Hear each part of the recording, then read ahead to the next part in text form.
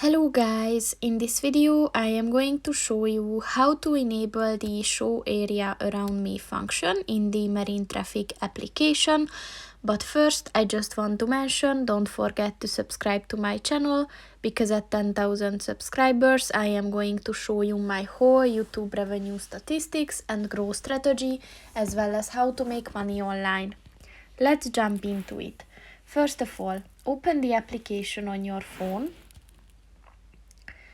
and then click on the three lines at the top of the page on the right.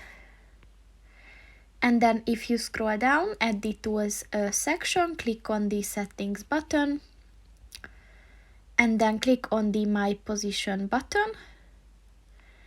And then if you scroll down at the end, look for the show area near me button, and to enable it, just click on the white circle next to it, and once it turns blue, this function is enabled.